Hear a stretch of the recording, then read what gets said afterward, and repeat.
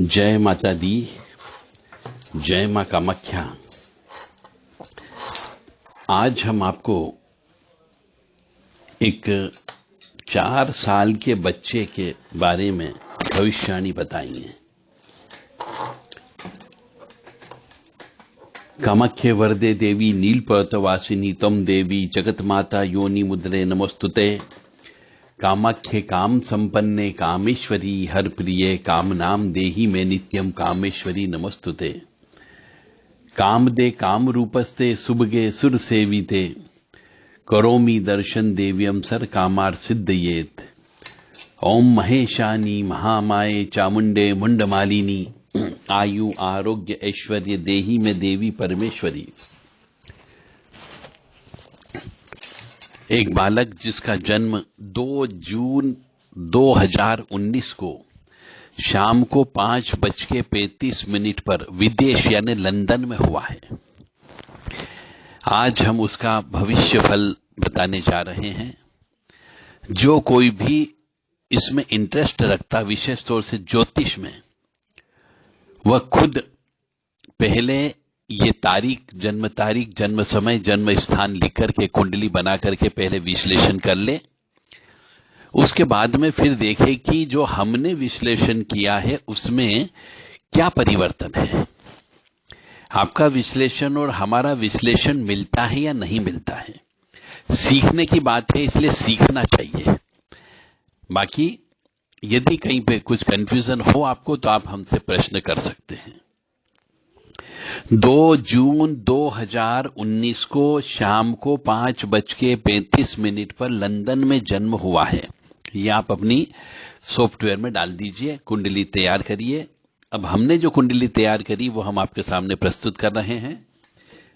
जिस किसी भी बालक की पत्रिका हो, यदि उसके माता पिता भी हो सकता है और वो इस चीज को सुन भी रहे हो तो वो भी संपर्क कर सकते हैं, क्योंकि बालक की जिंदगी में भयंकर कष्ट की उत्पत्ति है। 2 जून 2019 को 5:35 शाम को लंदन में जन्म हुआ है। तो कुंडली जब हम तैयार करते हैं तो इसमें वृषभ राशि आती है जिसका स्वामी शुक्र है। वृषभ राशि है, शुक्र स्वामी है। इसका मतलब यह है कि राशि के जो स्वामी होते हैं उनको पावरफुल करके रखना चाहिए, यानी बढ़ाना चाहिए। यानी कि ये बालक आगे जाने पर यदि हीरा धारण कर लेता है तो इसको फायदा अवश्य होगा।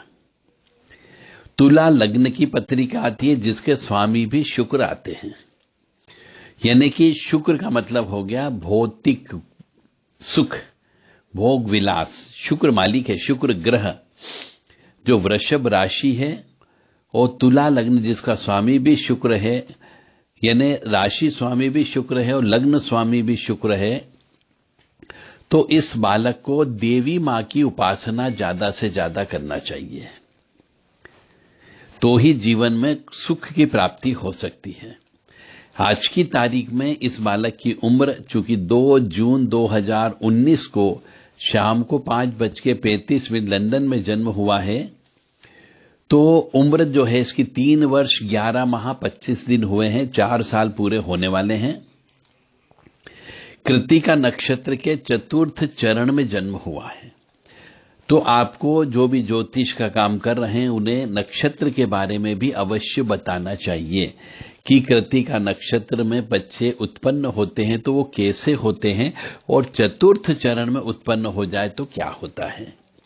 तो कृत्तिका नक्षत्र के चतुर्थ चरण में उत्पन्न होने की वजह से इसके स्वामी जो है वो सूर्य हैं, यानी नक्षत्र स्वामी सूर्य हैं। और इस जन्म कुंडली के अनुसार जो लगन चार्ट बना है उसमें सूर्य गड्ढे में गिर गया है, यानी अष्टम भाव का सूर्य बैठ गया, सूर्य खराब हो गया। यानी कि नक्षत्र का स्वामी खराब होने की वजह से जीवन में कष्ट ही कष्ट की प्राप्ति होने की संभावना है।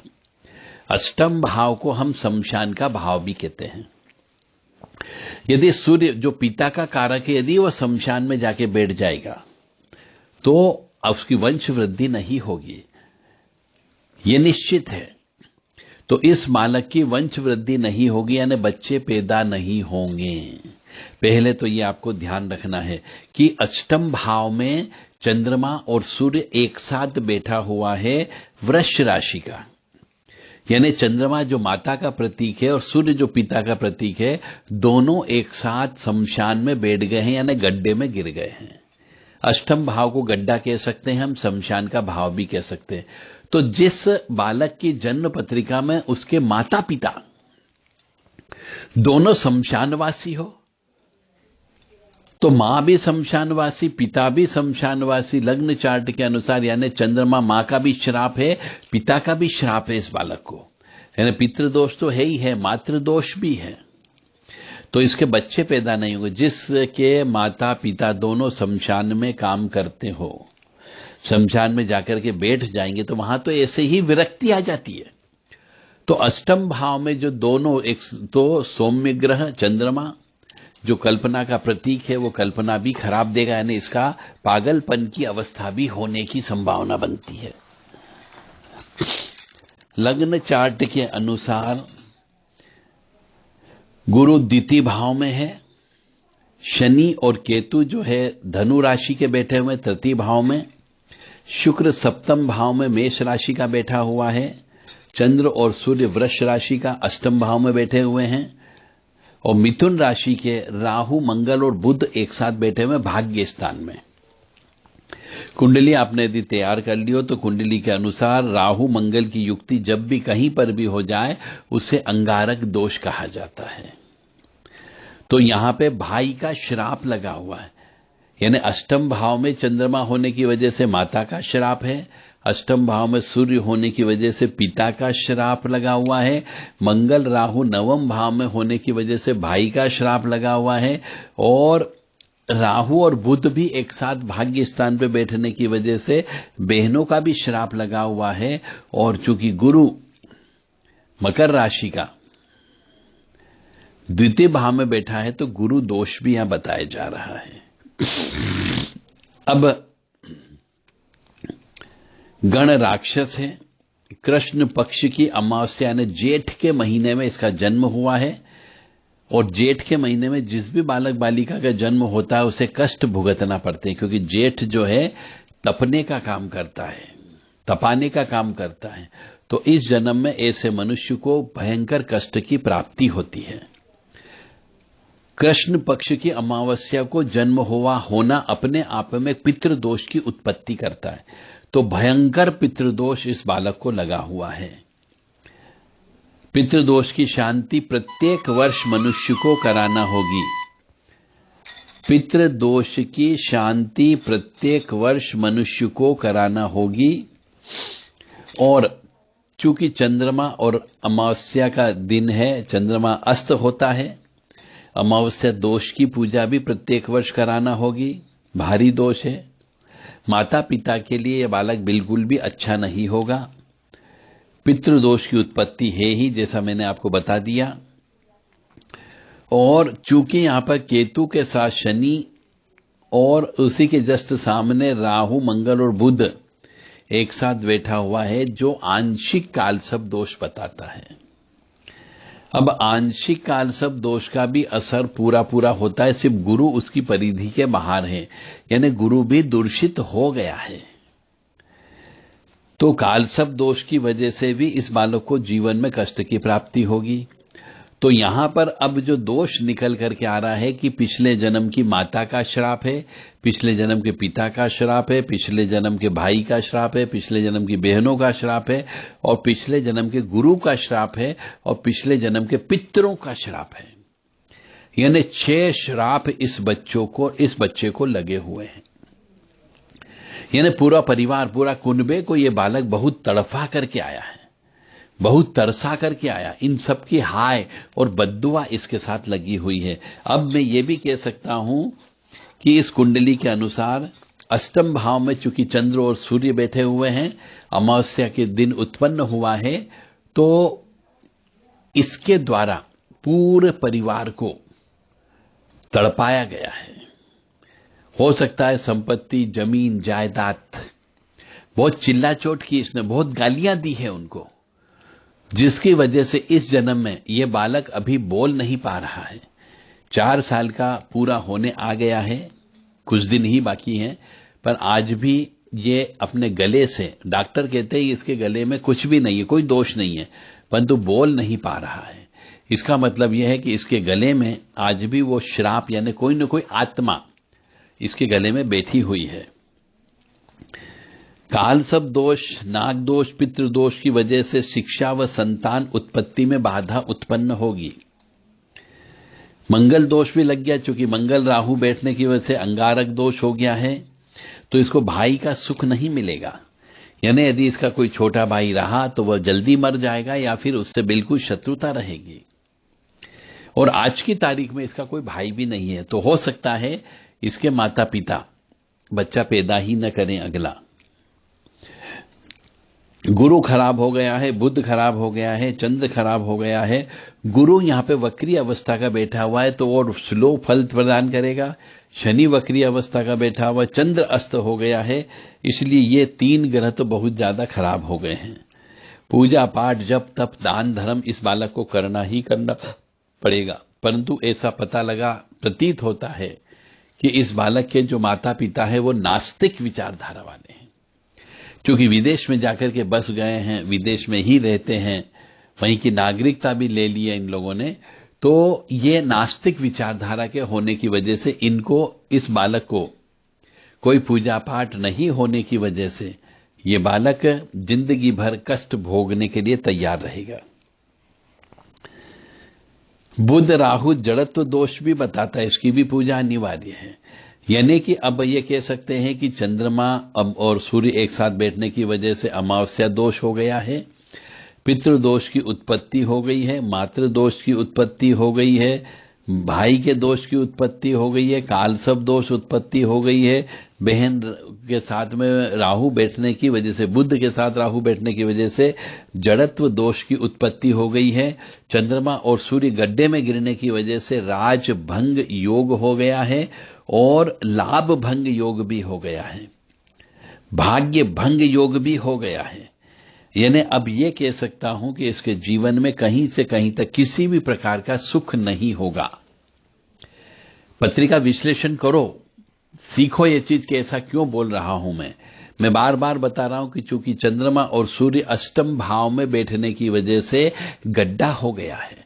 अष्टम भाव में कोई भी ग्रह बैठ जाता है तो उसे गड्ढा बोला जाता है।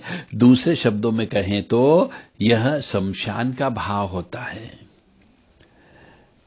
राजभंग हो गया इसकी वजह से, इसकी उम्र बहुत लंबी होगी क्योंकि यह मनुष्य पापी करके आया, पाप कर्म करके आया, भयंकर दोष की उत्पत्ति है, इसलिए इस जीवन में उसको भयंकर कष्ट की प्राप्ति भोगना पड़ेगी। पापों का फल तो अवश्य भोगना पड़ेगा, न तो इसके मां बाप कुछ कर पाएंगे, न कोई रिश्तेदार इसके कुछ कर पाएंगे। यदि ये मनुष्य भगवान की लाइन में निकल जाए, पूजा पाठ की लाइन में निकल जाए, तो इसको जीवन में कष्ट की प्राप्ति कम हो सकती है।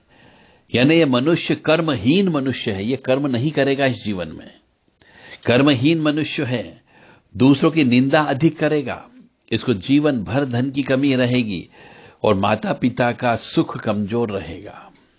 यानी आगे जाने पर माता पिता की मृत्यु भी हो सकती है, या फिर आगे जाने पर माता पिता इसको अपने घर से बाहर भी निकाल सकते, कहीं पे छोड़ भी सकते हैं, या फिर इसके माता पिता की मृत्यु भी हो सकती है, या इसके माता पिता भयंकर नुकसान में जाकर के कंगाल भी बन सकते हैं। दोनों ग्रह निकृष्ट किस्म के हो गए हैं, सूर्य और चंद्रमा बहुत खराब हो गए हैं। माता पिता शमशान में बैठ गए हैं, यानी इसके पैदा होने की वजह से माता पिता अब कंगाल होने के रास्ते पर चल पड़ेंगे।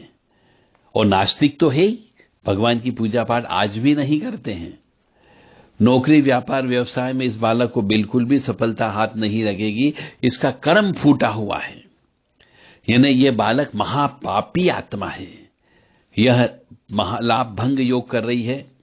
और यदि इसका विवाह हो भी गया तो इसकी स्त्री पहले मर जाएगी, यानी इसकी सेवा करने वाला भी कोई नहीं होगा, न तो बच्चे पैदा होंगे, और स्त्री रहेगी तो स्त्री जल्दी मर जाएगी।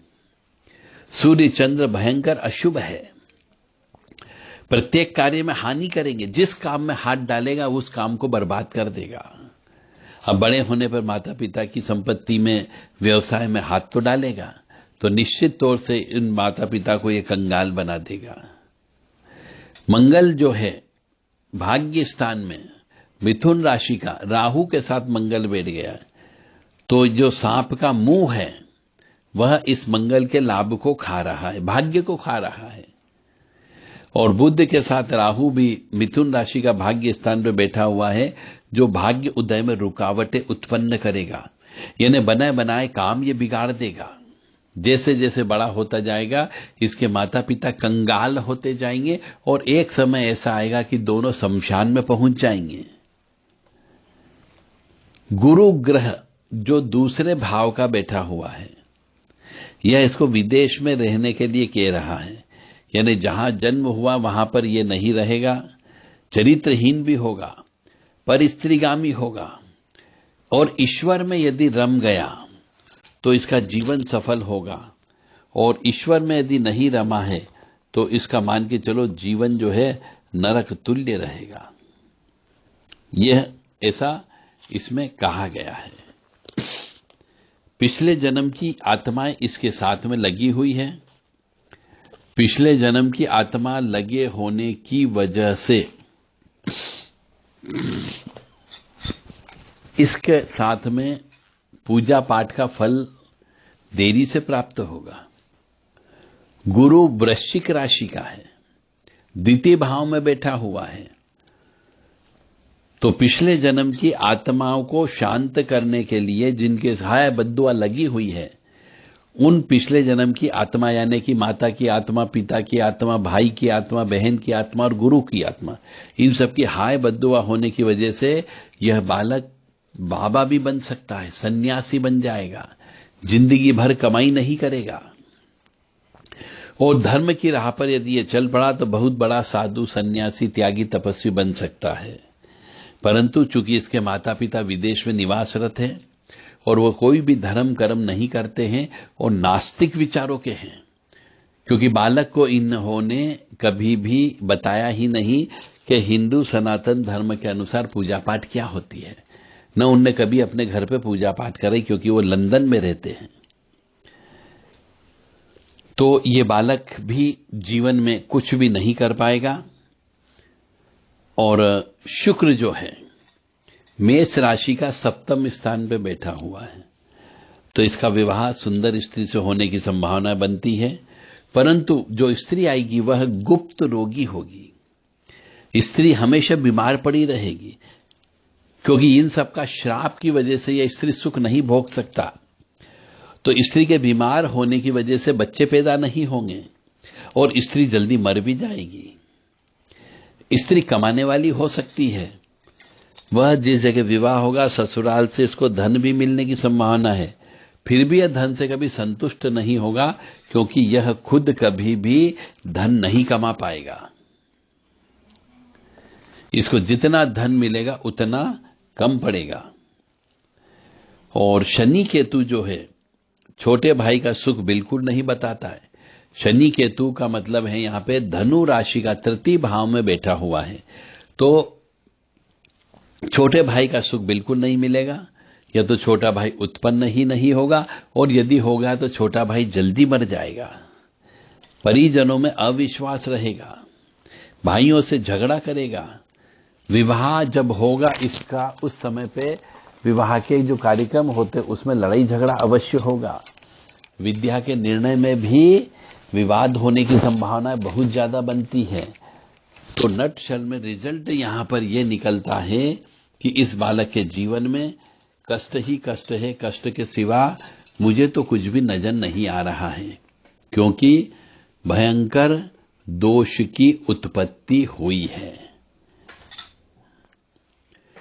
तुला लगन की पत्रिका है जिसका स्वामी शुक्र है, और लग्नेश का रत्न पहनना हमेशा शुभ प्रदानता है, शुभता देता है। तो जो शुक्र ग्रह का रत्न जो होता है वह मनुष्य को स्वास्थ्य अच्छा देता है, सुख देगा, मान सम्मान भी बढ़ाएगा और कुछ धन की कमी भी नहीं होने देगा। और इस लग्न के लिए हीरा जो है वह जीवन रत्न कहलाता है, यानी हीरा पहनना चाहिए। इसलिए इस लग्न के व्यक्ति को हीरा हमेशा पहन करके रखना चाहिए। जीवन के सभी क्षेत्र में इस रत्न को पहनने से शुभता प्राप्त हो सकती है। तो इसलिए तुला लग्न के जितने भी मनुष्य हैं उनको हीरा रत्न पहनना ही पहनना चाहिए। तो तुला लग्न के मनुष्य जुआ खेलते हैं और नुकसान भी उठाते हैं। तुला लग्न वाले को गुरु, शुक्र और बुध अच्छा फल बिल्कुल भी नहीं देते हैं, और यदि अच्छा जगह बैठे हो तो वो बुरा फल देते हैं, और बुरा है तो और ज्यादा बुरा फल देंगे। क्योंकि जो 12 नंबर है गुरु का, वह छठे स्थान पे बैठा हुआ है। अष्टम स्थान पे 2 नंबर डला हुआ है, यानी उसका मालिक शुक्र है, और 12वें भाव में 6 नंबर लिखा हुआ है, कन्या राशि है, उसका स्वामी बुध होता है। तो गुरु, शुक्र और बुध बिल्कुल भी अच्छा फल प्रदान नहीं करेंगे। यानी गुरु की पूजा ताज जिंदगी भर करना है, शुक्र यानी देवी जी की पूजा ताज जिंदगी भर करना है, स्त्री की पूजा ताज जिंदगी भर करना है, और बुध खराब होने की वजह से बहन बेटियों को खुश रखना है। क्योंकि बहन बेटियों का श्राप लगा हुआ है, स्त्री का श्राप लगा हुआ है, गुरु का श्राप लगा हुआ है। गुरु, सूर्य और मंगल ये भी अशुभ योग उत्पन्न करेंगे। जब भी जीवन में गुरु, शुक्र और मंगल की युक्ति आएगी, कहीं न कहीं पर नुकसान या कष्ट की प्राप्ति अवश्य होगी। तुला लग्न वालों के लिए मंगल जो है मुख्य मार्केश होता है। मंगल मुख्य मार्केश का काम करता है, और गुरु भी मार्केश का कार्य करता है। तो गुरु की महादशा और मंगल की महादशा अंतरदशा में महामृत्युंजय के जप कराना चाहिए। कम से कम 1.25 लाख जप तो कराना ही कराना चाहिए, और मंत्र भी जो है बोल करके कराना है, स्पष्ट उच्चारण के साथ में कराना है। मृत्युंजय महादेव त्राहि माम शरणागतम जन्म मृत्यु जरा व्याधि पीड़ितम कर्म बंधने। इस मंत्र के हर साल 1.25 लाख जप कराना चाहिए, तो यह बालक सुखी रह सकता है, अन्यथा नहीं रह सकता है। और जब भी महामृत्युंजय के जप होते हैं तो रोजाना रुद्र अभिषेक शिवलिंग का करना चाहिए। रोजाना करें जब तक कि 1.25 लाख जप न हो जाए। 1.25 लाख जप होने पर 1/10 इसी महामृत्युंजय मंत्र को बोल करके हवन भी करना चाहिए। दशांश हवन अत्यंत आवश्यक है, और फिर उसका भी दशांश का तर्पण करना चाहिए, उसके भी दशांश का मार्जिन करना चाहिए, और फिर कन्या भोजन या बटुक भोजन अवश्य कराना चाहिए, ब्राह्मण भोजन भी कराना चाहिए। तब जाकर के महामृत्युंजय के जप का असर होता है। सूर्य, गुरु, मंगल जो है इस बालक को पाप फल प्रदान करेंगे, और गुरु तो परम पापी है और वक्री भी है। यहां पर गुरु खराब हो गया है, तो यह मान करके चले गुरु बिल्कुल भी अच्छा फल प्रदान नहीं करेगा।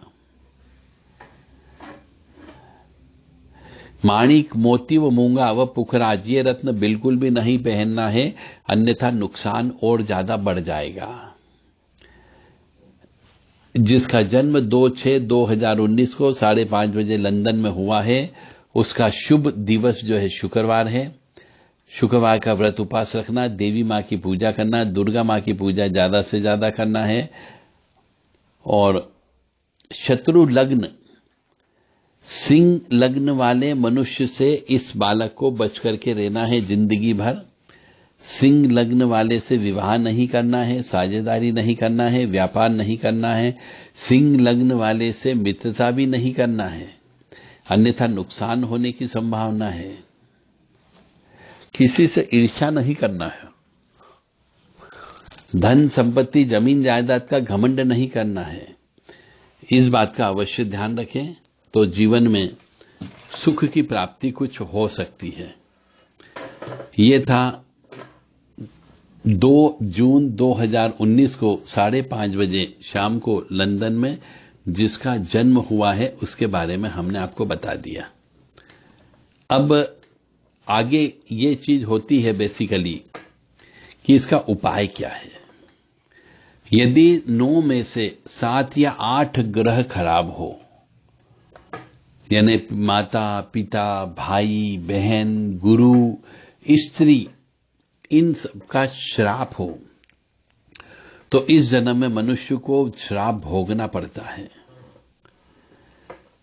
और श्राप भोगने के लिए जीवन उसको जीना पड़ता है। कदम कदम पर ऐसे मनुष्य को कष्ट की प्राप्ति होती है। तो ऐसे मनुष्य को नाग महाराज की पूजा करना चाहिए पूरी जिंदगी भर शिव जी का रुद्र अभिषेक हर महीने में एक बार कराना ही कराना चाहिए। सोमवार का व्रत उपवास रखना चाहिए, शुक्रवार का व्रत उपवास रखना चाहिए, और कोई भी गलत कार्य नहीं करें। चरित्रहीनता ये बालक चरम सीमा में होगा। चरित्रहीनता बिल्कुल भी नहीं करना है, क्योंकि इसकी स्त्री जब भी जिसके साथ इसका विवाह होगा वह स्त्री बीमार स्त्री के साथ विवाह होगा इसका, और बीमार होने की वजह से बच्चे पैदा नहीं होंगे, तो ये बच्चे के लिए कहीं दूसरी जगह भटकेगा, तो ये अपने जीवन में दोषों को और बढ़ा लेगा। ऐसा होगा तो इसीलिए यहां बताया जा रहा है कि स्त्री की पूजा करना है ऐसे मनुष्य को, तो जीवन में कुछ न कुछ तो सुख मिल सकता है। अन्यथा मैं तो यही कहूंगा, जो भी पत्रिका देखे इसकी एक बार समझ ले, जो हमने कहा है 2-2, 3-3 बार उसको सुन ले, कि 2 जून 2019 को शाम को 5:35 पर लंदन में जन्म हुआ है। तो लग्न चार्ट के अनुसार तुला लग्न की पत्रिका बनती है, और वृश्चिक राशि का गुरु द्वितीय भाव में बैठा हुआ है, धनु राशि का शनि और केतु तृतीय भाव में बैठा हुआ है, 10 नंबर खाली है, 11 नंबर 12 नंबर खाली है, सप्तम भाव में मेष राशि शुक्र की बैठी हुई है, वृष राशि में चंद्रमा और सूर्य अष्टम भाव में बैठे हुए जो गड्ढा कहा जाता है, और भाग्य स्थान पर यानी 9वें भाव पर मिथुन राशि राहु मंगल और बुध के साथ में बैठी हुई है, कर्क राशि 10वें नंबर पर बैठी हुई है, कोई भी ग्रह नहीं है, सिंह राशि एकादश स्थान पर बैठी हुई है, और कन्या राशि 12वें भाव पर बैठी हुई है।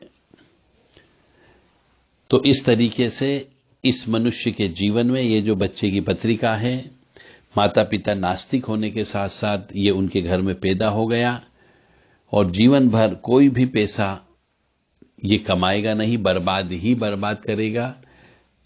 और क्योंकि पिछले जन्म के कर्म के अनुसार भयंकर पाप कर्म करके आया है, जिसकी माफीनामा नहीं हो सकती है, यानी माता पिता भाई बंधु पितृ कुल देवी देवता सहित नाराज हैं। इसलिए इस जन्म में इसको हर कदम कदम पर कष्ट की प्राप्ति होगी, कदम कदम पर इसका जीवन छलनी होगा, और जिसमें कार्य में भी हाथ डालेगा वह कार्य बर्बाद हो जाएगा।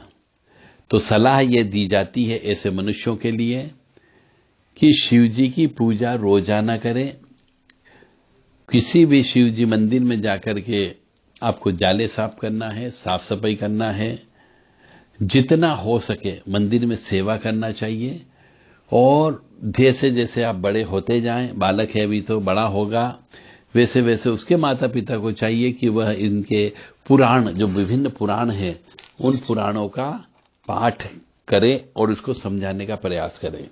पर जैसा कि मैं को बताया गया है कि ये बालक जिसके यहाँ पैदा हुआ है, इस बालक के माता पिता पूर्ण रूप से नास्तिक हैं, पूजा पाठ में विश्वास नहीं करते हैं। तो इस बालक को अपने इस जीवन में वह सब घटना जो लिखी हुई है वह सब घटना पूर्ण रूप से देखना है अपने हाथों से, क्योंकि इसलिए भी देखना है कि मनुष्य के जीवन में यदि पूजा पाठ कर ले तो कुछ तो प्रायश्चित कर्म हो जाते हैं। यहां वो प्रायश्चित कर्म करना ही नहीं चाहते, तो जिसका मतलब है कि बच्चे के जीवन में कदम कदम पर भाग्य उदय में रुकावटें उत्पन्न होगी ही होगी। गुरु ग्रह की वजह से चरित्रहीन भी होगा, पर स्त्रीगामी भी होगा। तो सबसे पहले इस बालक के लिए यदि इसके माता पिता ध्यान दें तो पितरों की जो इसके ऊपर श्राप लगा हुआ है, पितरों की पूजा करें। फिर अमावस्या दोष की पूजा करना है, चंद्र और सूर्य एक साथ होने की वजह से। मंगल राहु भाग्य स्थान को खा रहा है तो अंगारक दोष की पूजा पूरी जिंदगी भर करना है। राहु बुध एक साथ होने की वजह से जड़त्व योग है, उसकी पूजा जिंदगी भर करना है। गुरु वृश्चिक राशि का द्वितीय भाव में बैठा हुआ है तो उनकी पूजा भी जिंदगी भर करना है। और चूंकि शनि के साथ में केतु बैठ गया है जो छोटे भाई का सुख बिल्कुल भी नहीं देगा और परिजनों के ऊपर यानी परिवार के अन्य सदस्यों के ऊपर हमेशा यह बालक अविश्वास करेगा। तो अब रिजल्ट यह निकल करके आता है कि जिस किसी भी मनुष्य को पिछले जन्म के कर्म के अनुसार यदि इस जन्म में कष्ट की प्राप्ति होने वाली है तो उसे बालक को बचपन से ही उसके जीवन में कष्ट नहीं आए, ऐसे श्लोक, ऐसी युक्ति, ऐसी प्रार्थना उसको सिखा देना चाहिए। परंतु हमारे यहाँ के बहुत से हिंदुस्तानी जो एनआरआई हो गए या विदेश की ही नागरिकता ले ली, उनने हमारे संस्कारों को छोड़ दिया, पूजा पाठ को नास्तिक मानने लगे, ढोंग धतूरा मानने लगे हैं और वो पूजा नहीं कराते हैं। इस वजह से उनके यहां जीवन भर कष्ट की प्राप्ति होना ही होना है, कोई नहीं रोक सकता। मतलब अब ये कह सकता हूं कि 2/6/2019 को 5:30 बजे शाम को लंदन में जिसका भी जन्म हुआ हो, चाहे लड़का हो या लड़की हो, वह लड़की महाकामी होगी, महापापी होगी और कर्म से फूटा हुआ बालक बालिका होगी। भाग्य 0 है। दुर्गति नाशिनी दुर्गा जय जय, काल विनाशिनी काली जय जय, उमा रमा ब्रह्मानी जय जय, सीता राधा रुक्मणी जय जय। श्री राम जय जय राम, श्री राम जय जय राम, श्री राम जय जय राम, श्री राम जय जय राम। यानी इस बालक को ईश्वर भक्ति की ओर तो जाना ही जाना पड़ेगा। नहीं जाने पर भी कष्ट है और जाने पर कष्ट कम हो जाएगा। किसी भी मंदिर की सेवा ले लें और उनकी दिल से, आत्मा से, तन से, मन से, धन से सेवा करें तो शायद कुछ कष्ट कम हो सकते हैं। यह बालक अभी जन्म से जो 3 वर्ष 11 माह 25 दिन का आज हो गया है, 27 तारीख की मई को 2023 को यह बालक 3 वर्ष 11 माह 25 दिन यानी 4 दिन बाद ये 4 साल का पूर्ण हो जाएगा। यह बालक बोलता नहीं है, एक 2 शब्द बोलता है 4 साल का पूर्ण होने पर भी। डॉक्टरों ने देख लिया, चेक कर लिया कि सब कुछ ठीक है इसका, परंतु बोल नहीं सकता। तो इसका अर्थ ये निकल करके आ रहा है कि इसकी जिह्वा के ऊपर, इसकी गले के अंदर जो पिछले जन्म की हाय बद्दुआ देने वाली आत्माएं, वो इसके साथ चिपकी हुई है। तो विशेष विधान से, विशेष पूजा पाठ से और एक बार नहीं 2-3 बार की पूजा पाठ कराने से इस बालक की आवाज आ सकती है, यह बोल सकता है। अन्यथा आगे जाने पर अनसाउंड माइंड यानी मानसिक पागलपन भी इसके जीवन में आ सकती है। जय माता दी, जय मां कामाख्या। यदि किसी मनुष्य को जन्म पत्रिका चेक कराना हो और उसका पूरा विश्लेषण चाहिए कि इस जन्म और पिछले जन्म में, इस जन्म में हमें क्या क्या कष्ट की प्राप्ति होगी, तो वह हम आपको बता सकते हैं। 9893128047, 7649862712 और 7987237885 ये व्हाट्सएप नंबर है 3। इन व्हाट्सएप नंबर पर आप संदेश दे करके जन्म तारीख, जन्म समय, जन्म स्थान लिख करके इस प्रकार की विस्तृत उपाय सहित जन्म कुंडली आप प्राप्त कर सकते हैं। काल सर्प दोष की वजह से मनुष्य को जीवन में बहुत कष्ट उठाना पड़ता है। शंख चूर्ण नामक काल सर्प दोष इस बालक की पत्रिका में बन रहा है। तो शंखचूर्ण नामक काल सर्प योग बनने की वजह से जीवन में विशेष तौर से भाग्य हमेशा टूटा टूटा सा रहता है।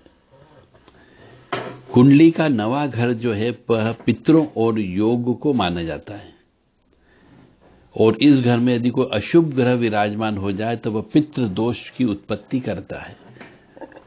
तो इस बालक को पितृदोष तो भयंकर है ही, यानी हर वर्ष पितृदोष की पूजा कराना ही कराना है। और यह मनुष्य अहंकारी भी होता है। और शंखचूर्ण नामक काल सर्प दोष जो है पिता और पुत्र के बीच में दूरियां बढ़ा सकता है, यानी कि पिता से बिल्कुल भी नहीं पटेगी। नौकरी करेगा तो असफलता मिलेगी, व्यवसाय में भी लगातार असफलता मिलेगी।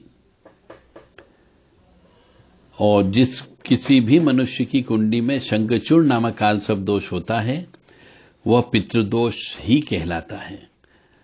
तो इस शंखचूर्ण नामक काल सर्प दोष से बचने का तरीका यह है कि चांदी से निर्मित एक राहु यंत्र तैयार करें और उसे शनिवार के दिन पूजन अर्चन करके धारण करना चाहिए। ऐसे मनुष्य को श्रावण माह में प्रति सोमवार व्रत उपवास करना चाहिए और भगवान शिव का रुद्र अभिषेक करना चाहिए। मंगलवार को ऐसे मनुष्य को लाल आसन पर बैठ करके हनुमान चालीसा का पाठ करना चाहिए और 7 बार बजरंग बाण का पाठ करना चाहिए, चमेली के तेल का दीपक लगा करके। दीपक को कभी भी जमीन पर नहीं रखना है, नीचे चावल के दाने या उड़द के दाने अवश्य रखना चाहिए। शंखचूर्ण नामक काल सर्प दोष जिसका होता है, ऐसे मनुष्य को चांदी की अंगूठी में गोमित रत्न अवश्य धारण करना चाहिए। ये उपाय हैं। ऐसा बालक जिसका शंखचूर्ण नामक काल सर्प दोष होता है अपने पिता का हृदय से आदर करना चाहिए, परंतु करेगा नहीं, पिता के खिलाफ जाएगा।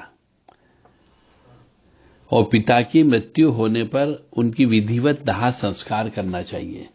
पर जो कि लंदन में रह रहे हैं तो दाह संस्कार नहीं कर पाएंगे, विधिवत क्रियाकर्म नहीं होता है।